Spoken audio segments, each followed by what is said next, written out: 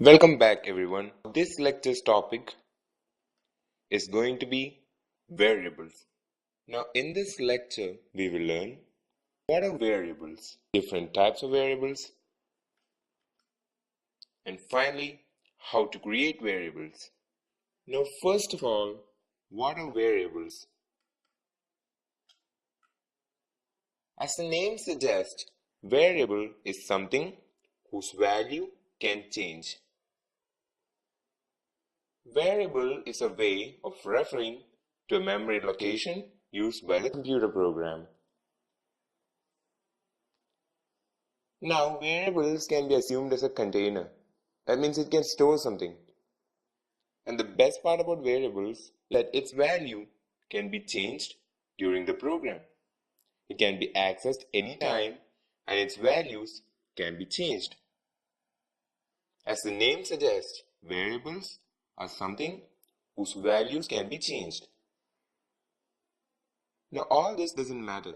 You'll understand what variables are as you start writing programs with it. Now before we do that, there is one more thing that you need to learn. That is different types of variables. Now there are 5 different standard data types in Python. They are numbers or integers, strings, list, tuples, and dictionaries. These are the 5 main standard data types of Python. Now in our first few sections, we'll be mainly dealing with numbers and strings. We will move on to lists, tuples, and dictionaries later in the course.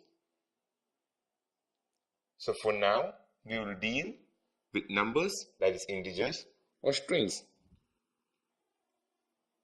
Okay, I'll explain what numbers and strings mean with an example. X equal to 10. Now this means that X is our variable and 10 is the value stored in that variable. Y equal to high.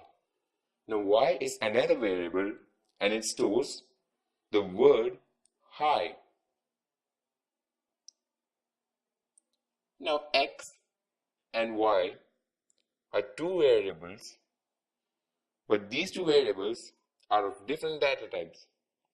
Our x is an integer data type because it stores an integer. 10 is an integer. X stores the value of 10 in it. So x is an integer variable. Now y on the other hand is a string because it stores a word. High is a word. So anything written in double quotes or single quotes in Python is treated as a string. And numbers are treated as integers. For example, our x is equal to 10.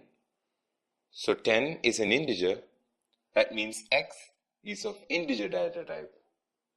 And y stores a word in it. So it is a string data type. So words or characters are referred to as strings in Python. Now in our first section, we'll deal mainly with these 2 data types. We will learn more complex data types as we progress into the course.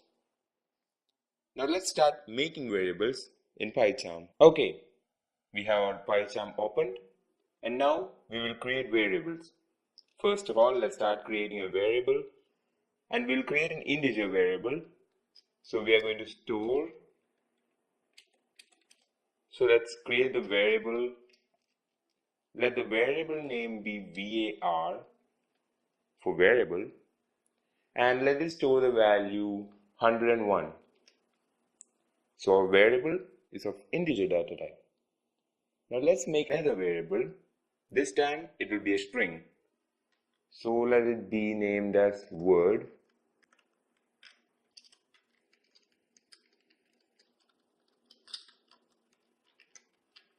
By now you will have a clear idea how an integer variable looks like and a string variable looks like.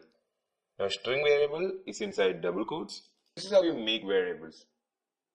Now in other programming languages like C++, you have to specify the data type. Now in Python, you don't have to do that. It does all the work for you. You just initialize your variable and it will automatically assign the data type. Now we have created variables. Now let's try printing them too.